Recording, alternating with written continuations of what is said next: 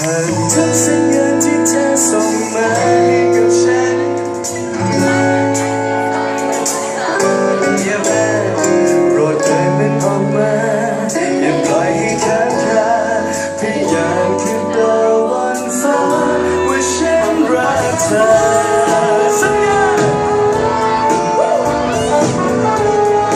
ยกโอกาสได้ทุกคน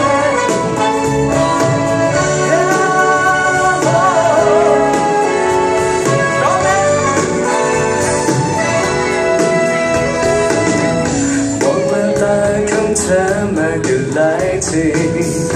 ดูอาการที่มีก็ห่วงหากันอาจขอคำว่าเพียงเท่านั้นที่ขวางกันระหว่างเราในบางครั้งไม่อยากคิดไปเองจากทุกอาการที่เธอส่งมาความรักแค่เพียงอยากรู้ความจริงว่าเธอคิดต่อกันแบบที่ข้างในหัวใจมีใครอยู่แล้วหรือไม่อาจดูจากเวลาไม่กล้าจะคิดไปว่าแค่มีในหัวใจตรงกันทุกสัญญาที่เธอส่งมาให้กับฉันมีความหมายข้างในที่ซ่อนอยู่ว่าเธอคิดเหมือนกันโปรดเลยมันออกมาอย่าปล่อยให้ค้างคาให้อยากคิดดาวบนฟ้าว่าฉันรักเธอ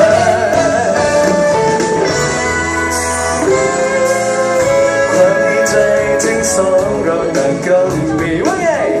คงจะดีถ้ามีโอกาสพูดไป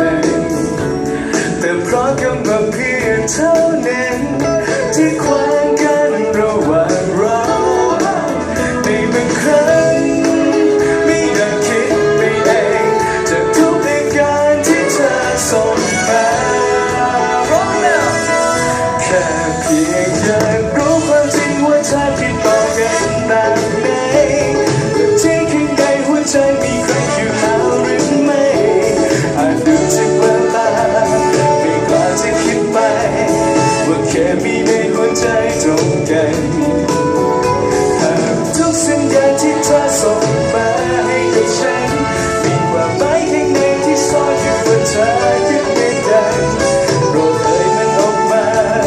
อย่าปล่อยให้ค้างคาที่อยากขึ้นดาวบนฟ้า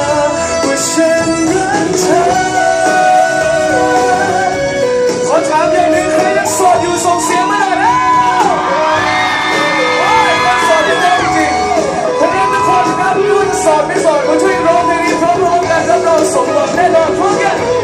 แค่เพียงได้รู้ความจริงว่าเธอยิ้มอาจดูจากแววตาไม่กล้าว่าแค่มีในหัวใจตรงกันสุดยอดเลย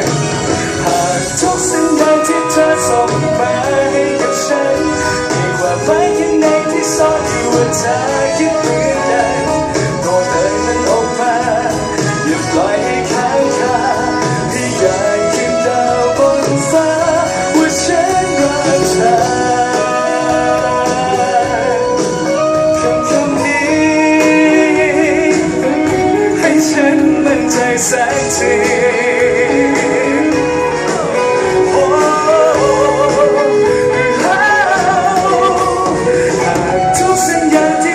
ส่งมาให้กับฉันมีความหมายข้างในที่ซ่อนอยู่ว่าเธอคิดเหมือน